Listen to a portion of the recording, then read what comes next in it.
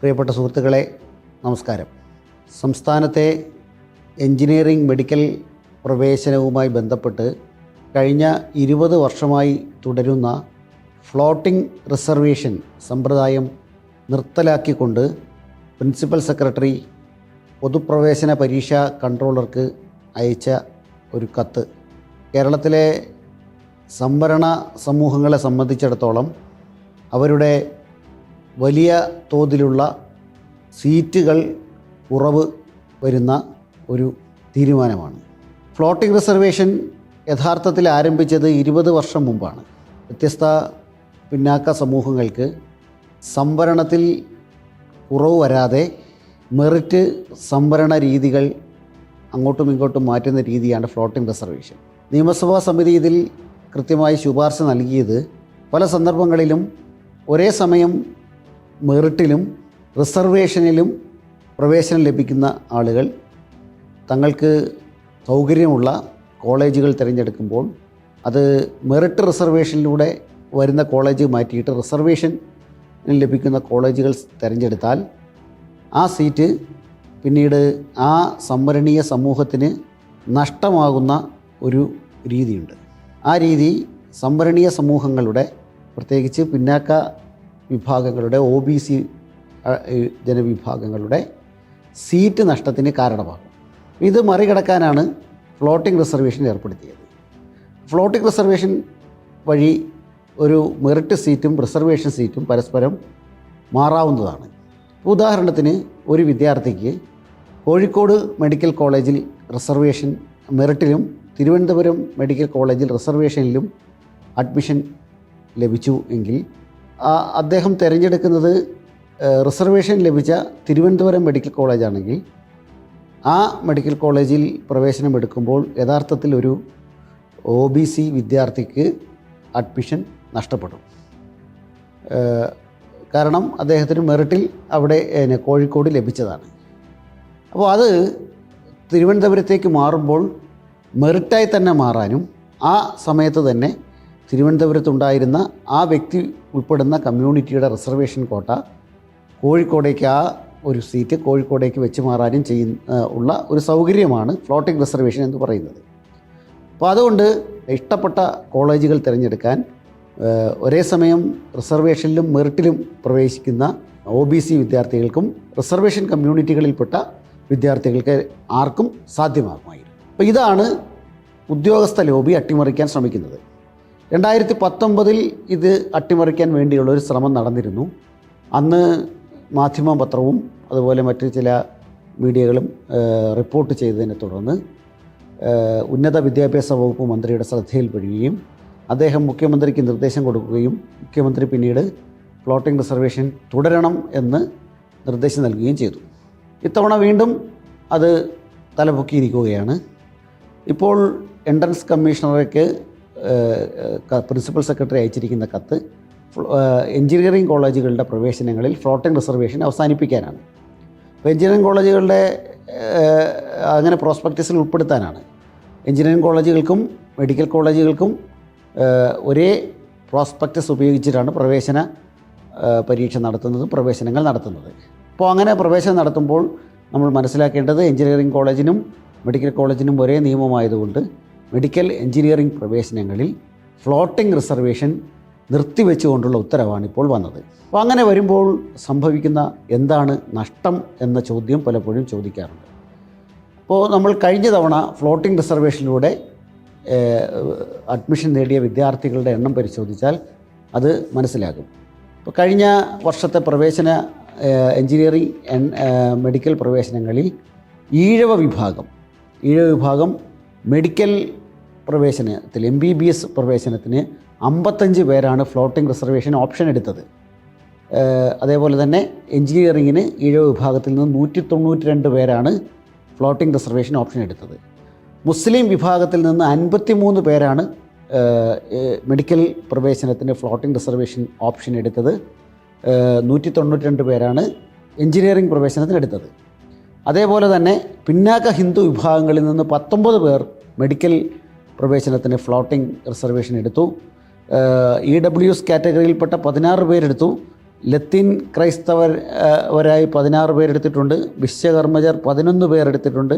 പിന്നോക്ക ക്രൈസ്തവർ 3 പേരും SC വിഭാഗത്തിൽ നിന്ന് ഒരാളും ഫ്ലോട്ടിംഗ് റിസർവേഷൻ ഓപ്ഷൻ എടുത്തുകൊണ്ടാകെ 174 ഫ്ലോട്ടിംഗ് റിസർവേഷൻ സീറ്റുകളാണ് MBBS മാത്രമായി കഴിഞ്ഞ വർഷം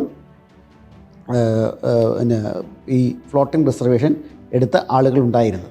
ബിടെക്കിനാകട്ടെ എഞ്ചിനീയറിങ്ങിനാകട്ടെ നേരത്തെ സൂചിപ്പിച്ചു മുസ്ലിങ്ങളുടെയും ഈഴവരുടെയും എണ്ണം, അതുപോലെ തന്നെ പിന്നോക്ക ഹിന്ദുക്കൾ 55 പേർ, EWS വിഭാഗത്തിൽപ്പെട്ട 79 പേർ, ലത്തീൻ ക്രൈസ്തവർ 9 പേർ, വിശ്വകർമ്മജർ 32 പേർ, പിന്നോക്ക ക്രൈസ്തവർ 9 പേർ, SC വിഭാഗത്തിൽപ്പെട്ട ഒരാൾ, ധീവര വിഭാഗത്തിൽപ്പെട്ട ഒരാളടക്കം 570 പേരാണ് ബിടെക് പ്രവേശനത്തിന് അല്ലെങ്കിൽ എഞ്ചിനീയറിംഗ് പ്രവേശനത്തിന് ഫ്ലോട്ടിംഗ് റിസർവേഷൻ എടുത്തത്. അതായത് 174 പേർ MBBSനും 570 പേർ എഞ്ചിനീയറിങ്ങിനും ഫ്ലോട്ടിംഗ് റിസർവേഷൻ ഓപ്റ്റ് ചെയ്തവരാണ്. അപ്പോൾ അതിൻ്റെ അർത്ഥം 700-ലധികം വിദ്യാർത്ഥികൾ 740-ലധികം വിദ്യാർത്ഥികൾ ഫ്ലോട്ടിംഗ് റിസർവേഷൻ ഓപ്റ്റ് ചെയ്തുകൊണ്ട് കേരളത്തിൽ കഴിഞ്ഞ വർഷം അധ്യയന വർഷം പഠിക്കുന്നു എന്നാണ്. അതായത് ഈ 700 സീറ്റുകളാണ് ഫ്ലോട്ടിംഗ് റിസർവേഷൻ ഇല്ലാതാക്കിയാൽ സംഭവിക്കുന്നത്. അതായത് റിസർവേഷനിൽ മാത്രം പോകേണ്ടുന്ന കാറ്റഗറിയിൽപ്പെട്ട 740-ലധികം വിദ്യാർത്ഥികൾ അവർ ഫ്ലോട്ടിംഗ് റിസർവേഷൻ എടുത്തതുകൊണ്ട് അവരുടെ റിസർവേഷൻ കോട്ട നഷ്ടപ്പെടാതെ മെറിറ്റുകളിൽ പ്രവേശനം നേടി എന്നാണ് ഇതിൻ്റെ അർത്ഥം. അപ്പോൾ അതിനർത്ഥം എത്രയും 740 പേർക്ക് അഡീഷണലായി അതാത് കമ്മ്യൂണിറ്റികൾക്ക്, അതായത് ഏത് കോട്ടയിൽപ്പെട്ട ആളാണോ ഏത് കമ്മ്യൂണിറ്റിയിൽപ്പെട്ട ആളാണോ മാറിയത് അതേ കമ്മ്യൂണിറ്റിയിൽ അതേ കോട്ടയിൽ മറ്റൊരാൾക്ക് അതേ കമ്മ്യൂണിറ്റിയിൽപ്പെട്ട ഒരാൾക്ക് പ്രവേശനം നേടാൻ കഴിഞ്ഞു. ഇനി ആ ഫ്ലോട്ടിംഗ് റിസർവേഷൻ ഇല്ലെങ്കിൽ സംഭവിക്കാൻ പോകുന്ന കാര്യം, ഇപ്പോൾ ഒരേ സമയം തിരുവനന്തപുരം മെഡിക്കൽ കോളേജിലും കോഴിക്കോട് മെഡിക്കൽ കോളേജിലും തിരുവനന്തപുരത്ത് റിസർവേഷനിലും കോഴിക്കോട് മെറിറ്റിലുമായി ലഭിച്ച വിദ്യാർത്ഥി തിരുവനന്തപുരം ഓപ്റ്റ് ചെയ്ത് എടുത്തു കഴിഞ്ഞാൽ ആ തിരുവനന്തപുരം കോട്ട നിലനിർക്കും. OBCയുടെ തിരുവനന്തപുരം കോട്ട ലഭിക്കുമെങ്കിലും മറിച്ച് കോഴിക്കോട് മെഡിക്കൽ കോളേജിൽ അപ്പോൾ എത്തുന്നത് അതേ കാറ്റഗറിയിൽപ്പെട്ട ആളായിരിക്കണമെന്നില്ല. കാരണം മെറിറ്റ് സീറ്റാണ് നഷ്ടപ്പെടുക. മറ്റൊരു കാറ്റഗറിയിൽപ്പെട്ട ഒരാളെത്തും. ഫ്ലോട്ടിംഗ് ആയിരുന്നുവെങ്കിൽ ഇദ്ദേഹം മാറുമ്പോഴും അതേ കാറ്റഗറിയിൽപ്പെട്ട ആൾ തന്നെ എത്തും എന്നതാണ്. അപ്പോൾ പിന്നോക്ക വിഭാഗക്കാർക്ക് മെറിറ്റുകളിലും കൂടി പ്രവേശനം നേടാനുള്ള വഴിയാണ് ഇവിടെ അടച്ചിരിക്കുന്നത്. യഥാർത്ഥത്തിൽ ഇവിടുത്തെ വിദ്യാർത്ഥികൾക്ക്, വ്യത്യസ്ത കമ്മ്യൂണിറ്റികൾക്ക് ജനസംഖ്യാനുപാതികമായ സംവരണമില്ല. ജനസംഖ്യാനുപാതികമായ സംവരണമില്ലെങ്കിലും അതുകൊണ്ടാണ് മെറിറ്റിൽ പ്രവേശനം നേടാനുള്ള അവസരം കൊടുക്കുന്നത്.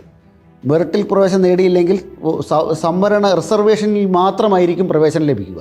റിസർവേഷനിൽ പ്രവേശനം ലഭിച്ചു കഴിഞ്ഞാൽ മെറിറ്റ് കോട്ടയിൽ പ്രവേശനം ലഭിക്കാത്തത് കൊണ്ട് തന്നെ ആനുപാതികമായ പ്രാതിനിധ്യം ഒരിക്കലും ലഭിക്കില്ല. അപ്പോൾ ആനുപാതികമായ പ്രാതിനിധ്യം ലഭിക്കാനുള്ള ഒരു വഴിയാണ് ഇവിടെ ഉദ്യോഗസ്ഥ ലോബി അടയ്ക്കുന്നത്. കഴിഞ്ഞ കാലങ്ങളായി ഇവിടെ റിസർവേഷനെ അട്ടിമറിക്കാനുള്ള നീക്കങ്ങൾ നടക്കുന്നു. ഗുണമേന്മയുടെ പേര് പറഞ്ഞു, ഇപ്പോഴും ഗുണമേന്മയുടെ പേര് പറഞ്ഞുകൊണ്ടാണ് ഇത് മാറ്റുന്നത്.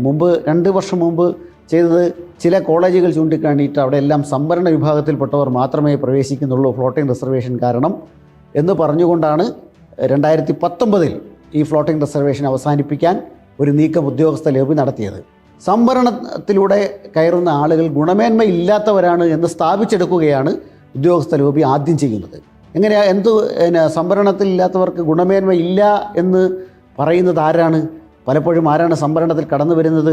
സമൂഹത്തിൽ ഏറ്റവും പിന്നാക്കം നിൽക്കുന്ന ജനവിഭാഗങ്ങളാണ് സംവരണത്തിൽ കടന്നു വരുന്നത്. അവർക്ക് മുന്നോട്ട് വരാനുള്ള അവസരങ്ങളില്ലാത്തത് കൊണ്ടാണ് പലപ്പോഴും പിന്നാക്കം നിൽക്കേണ്ടി വരുന്നത്. ഗുണമേന്മയുടെ കാര്യം പറയുകയാണെങ്കിൽ യഥാർത്ഥത്തിൽ ഇവിടുത്തെ സംവരണത്തിൽ പ്രവേശനം ലഭിക്കുന്ന ആളുകൾ ആ പ്രവേശനം ലഭിക്കാനുള്ള അടിസ്ഥാന യോഗ്യതകൾ പൂർത്തിയാക്കിയവരാണ്. അടിസ്ഥാന യോഗ്യത പൂർത്തിയാക്കാത്ത ഒരാൾക്കും സംവരണത്തിലൂടെ പ്രവേശനം ലഭ്യമല്ല. പിന്നെ എന്തിനാണ് ഗുണമേന്മയുടെ കാര്യം പറയുന്നത്? ഗുണമേന്മയുടെ കാര്യം പറയുന്നത് സംവരണത്തെ അട്ടിമറിക്കാനും നിലവിൽ തുടരുന്ന ആധിപത്യ ശക്തികളുടെ, അധീശത്വ ശക്തികളുടെ ആധിപത്യം നിലനിർത്താനുമാണ്. അപ്പോൾ ഫ്ലോട്ടിംഗ് റിസർവേഷൻ തടയപ്പെട്ടത് ഇവിടെ സംവരണീയ സമൂഹങ്ങളെ അല്ലെങ്കിൽ പിന്നാക്ക സമൂഹങ്ങളെ, OBC കമ്മ്യൂണിറ്റികളെ അടക്കമുള്ള പട്ടികജാതി പട്ടികവർഗ സമൂഹങ്ങളെ അടക്കമുള്ളവരെ വീണ്ടും അധികാരത്തിൽ നിന്നും അവരുടെ പ്രാതിനിധ്യത്തിൽ നിന്നും പുറന്തള്ളാനാണ്. അടുത്ത MBBS പരീക്ഷ, എഞ്ചിനീയറിംഗ് പ്രവേശന പരീക്ഷ കഴിഞ്ഞ് അഡ്മിഷൻ എടുക്കാൻ നിൽക്കുമ്പോൾ ഫ്ലോട്ടിംഗ് റിസർവേഷൻ ഇല്ലെങ്കിൽ 100 കണക്കിന് സീറ്റുകൾ ഇവിടുത്തെ പിന്നാക്ക ജനവിഭാഗത്തിന് നഷ്ടപ്പെടും. പിന്നാക്ക ജനവിഭാഗങ്ങളുടെ സംവരണത്തിലുള്ള കമ്മ്യൂണിറ്റികളുടെ മെറിറ്റിൽ വരാനുള്ള അവകാശം തടയപ്പെടും.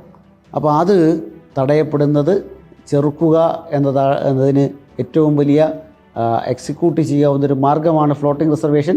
അതുകൊണ്ട് ഫ്ലോട്ടിംഗ് റിസർവേഷൻ പിൻവലിക്കാനുള്ള നീക്കം എത്രയും പെട്ടെന്ന് സർക്കാർ അവസാനിപ്പിച്ചുകൊണ്ട് അത് പുനഃസ്ഥാപിക്കാനുള്ള ഉത്തരവ് എത്രയും പെട്ടെന്ന് ഇറങ്ങണം എന്ന് ആവശ്യപ്പെടുക കൂടി ചെയ്യുകയാണ്. ഈ കാര്യത്തിൽ വലിയ സമ്മർദ്ദങ്ങൾ ജനങ്ങളിൽ നിന്ന് ഉണ്ടാകണം. എങ്കിൽ മാത്രമാണ് സർക്കാർ അതിൻ്റെ വഴിക്ക് വരികയുള്ളൂ എന്ന് മാത്രം സൂചിപ്പിച്ചുകൊണ്ട് അവസാനിക്കുന്നു. എല്ലാവർക്കും അഭിവാദ്യങ്ങൾ.